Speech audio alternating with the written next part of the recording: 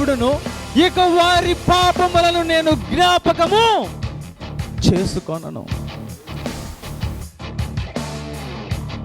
దేవుడికి మన పాపములను గుర్తు పెట్టుకోవడం అనేది ఇష్టం ఉండదు. ఆయన మనల్ని పాపము లేనటువంటి జీవితంగా ఉంచాలని దేవుడు ఆశపడుతూ ఉంటాడు. అలాంటప్పుడు మనల్ని మన పాపములు ఆయన ఎందుకు జ్ఞాపకం ఉంచుకోవాలనుకుంటాడు?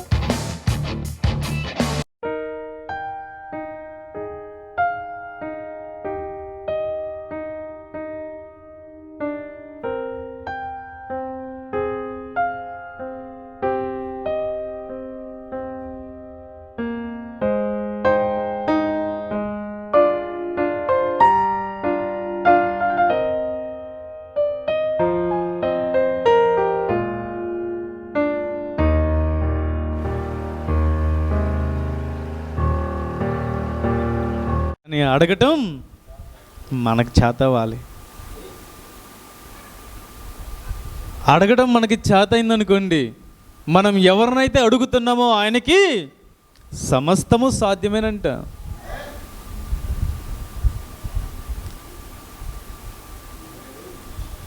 ఆయన్ని అడగటమే మనం చేయాలి. అడగలేకపోతున్నామేమో, లేదా మనం అడుగుతున్న విధానం కరెక్ట్ కాదేమో. దేవుని అడుగుదాం, అది నేర్పించమని ఆయన నేర్పిస్తాడు. వాక్యము ద్వారా నేర్పిస్తాడు.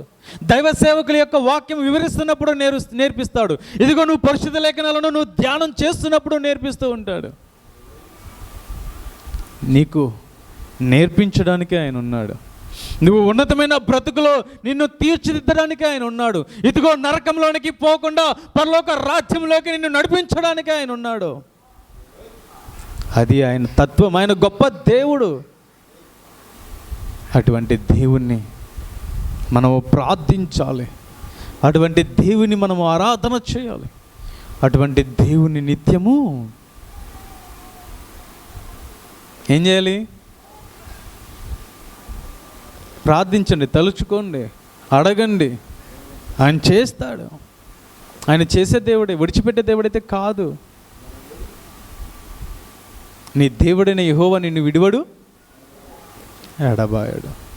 అన్ని వాగ్దానాలు ఆయనే ఇచ్చాడు. మనిషి అడగక ముందే ప్రతి మాట ఆయనే చెప్పాడు. కానీ తెలుసుకోలేకపోతున్నాం. మనమే తెలుసుకోలేకపోతున్నాం. తెలుసుకొని చూడండి, అడిగి చూడండి ఒక్కసారి అని చెప్తాడంతే. ఆయనకి చాలా ఇష్టం మనుషులతో మాట్లాడటం. మనిషిని సృష్టించిన తర్వాత దేవుడు ఆదాముతోటి చాలా చక్కగా మాట్లాడుతూ ఉండేవాడంట. దేవుడు ఆయన సింహాసనాన్ని విడిచిపెట్టి ఆయనంతా వదిలేసి మనిషితో మాట్లాడటానికి మనిషి దగ్గరికి వస్తున్నాడంటే ఎంత గొప్ప దేవుడండి. ఆ విషయం మనకు అర్థం కావట్లేదు అంతే. ఆయన మనిషితో ఇలా మాట్లాడేవాడు. మనిషికి ఆయనకి మనిషి అంటే చాలా ప్రేమ అని చెప్తేనేమో కాదు, మీ దేవుడికి మనిషి అంటే కోపం అంటారు. ఆయనకి మనిషి అంటే చాలా ఇష్టం కాబట్టి మనిషి రూపంలో యేసు ప్రభు వారిలాగా ఇక్కడికి వచ్చారు అని చెప్తేనేమో అసలు యేసు ప్రభు వారు దేవుడే కాదంటారు. ఇంకేం చేయాలి? సరిగ్గా సమాధానం చెప్పే వాళ్ళకి, సరిగ్గా ఆలోచించే వాళ్ళకి మనం ఎలాగైనా చెప్పొచ్చు అంటారు కదా. అసలు తెలియని వాళ్ళకైనా చెప్పచ్చు, పూర్తిగా తెలిసిన వాళ్ళకైనా చెప్పచ్చు. అటు ఇటు తెలియకుండా ఉంటారు. సగం తెలిసి సగం తెలియక వాళ్ళకి ఏం చెప్పలేము. నాకు తెలుసు మీ బైబిల్లో చాలా ఉన్నాయి అంటారు. బైబిల్ మొత్తం తెలుసా? తెలీదు.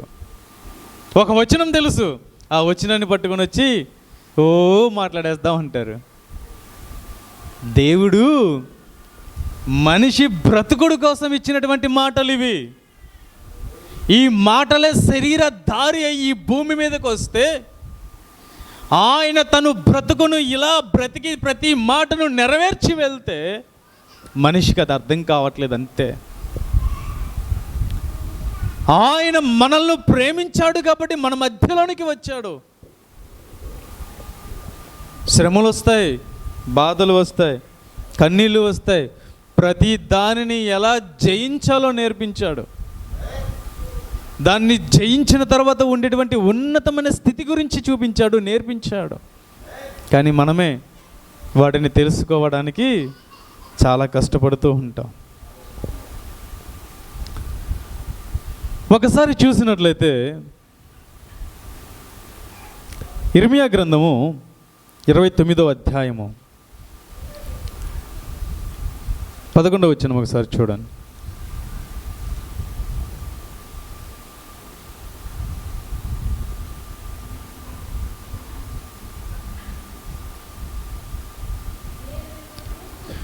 నేను మిమ్మల్ని గూర్చి ఉద్దేశించిన సంగతులను జాగ్రత్తగా వినండి.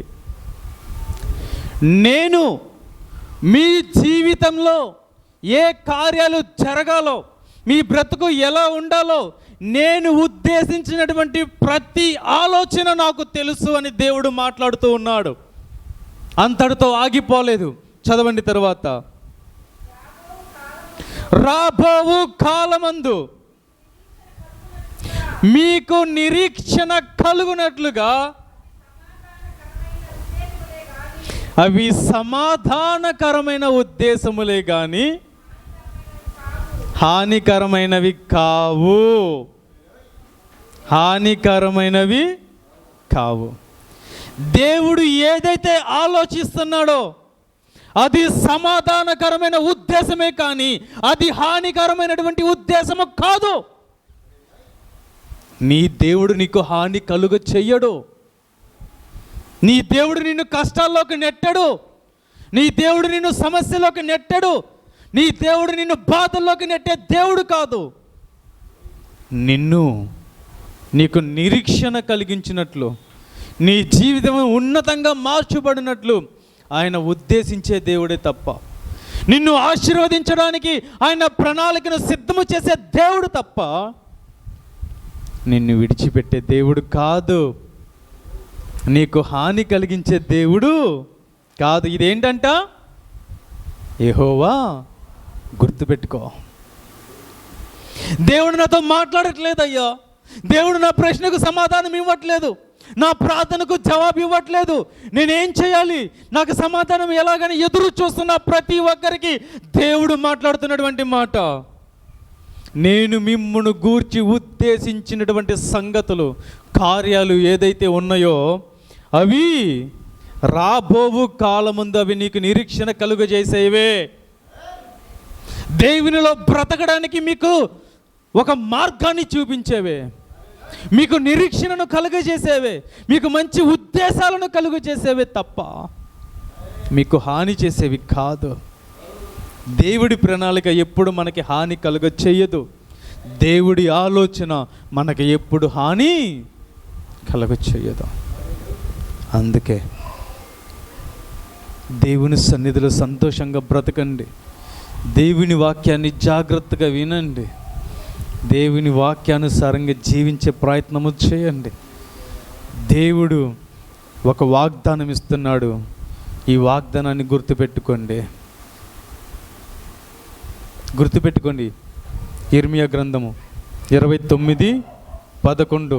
ఇదిగో ఈ ఆదివారం రోజున దేవుడు నాకు ఇచ్చినటువంటి వాక్కు, దేవుడు నాకు ఇచ్చినటువంటి వాగ్దానం, దేవుడు నన్ను బలపరుస్తూ ఆయన నాతో మాట్లాడినటువంటి మాటలు ఏంటి అంటే, ఆయన నిరీక్షణ కలుగజేసి ఆ నిరీక్షణను బలపరచడానికి సంగతులను ఉద్దేశించే దేవుడే తప్ప ఆయన హాని కలుగు చేసే దేవుడు కాదు. కాబట్టి ఆయన అందుకే పేరు పెట్టి పిలుస్తూ ఉన్నారు. ఆయన అందుకే నిన్ను నన్ను ఉద్దేశించి మాట్లాడుతూ ఉన్నాడు. ఇదిగో నువ్వు నా సొత్తు అని చెప్తున్నాను కదా, ఇదిగో నీకు ఏ శ్రమ కలగదని చెప్తున్నాను కదా, ఇదిగో నీకు ఏ బాధ కలుగుదు అని చెప్తున్నాను కదా, అయినా నువ్వు నమ్మవా, అయినా నువ్వు వినవా? ఇదిగో నేను నీకు ఒక వాగ్దానం ఇస్తున్నాను, నీకు ఒక వాక్కుని దయచేస్తున్నాను. అది ఏంటో తెలుసా? నీకు నిరీక్షణ ఉత్తేజమగుటకు, ఇదిగో నీ ఉద్దేశములన్నీ నీ జీవితంలో నెరవేర్చబడతాయని చెప్పేసని ఒక వాగ్దానమును నేను నీకు తెలియపరుస్తున్నాను. ఆ ఉద్దేశములు కూడా నిన్ను బలపరిచేయే కానీ నీకు హానిని కలుగజేసేవి కాదు. హానిని కలుగు చేసేవాడు ఇంకొకడు ఉంటాడు. ఏమంటాడు తెలుసా? నేను నీ పాపమును పెట్టి పిలుస్తా, నేను నీకు పెట్టిన పేరు నీ పాపం. నువ్వు ఏ పాపమైతే చేసావో ఆ పాపమును పెట్టి నిన్ను పిలుస్తా. మరి దేవుడు నేను పేరు పెట్టింది నీకు పాపమును పెట్టి పిలవటానికి కాదు, నీకు పేరు పెట్టుకున్నా, నువ్వు నాకు సొత్తు అని చెప్పుకున్నా, నువ్వు నా వాడివే. దేవుని వాళ్ళు ఎవరైనా సరే ఏడుస్తాను అంటే దేవుడు ఒప్పుకోడు. దేవుని ప్రజలు ఎవరైనా సరే కన్నీటితో ప్రార్థన చేస్తూ ఉంటే దేవుడు వారి ప్రార్థనను ఆలకిస్తాడు. దేవుని ప్రజలు ఎవరైనా సరే సమాధానముగా లేకుండా ఉంటే ఆ సమాధానమును ఇవ్వటానికి ఆయనే సమాధానముగా నీ జీవితంలోనికి వస్తాడు.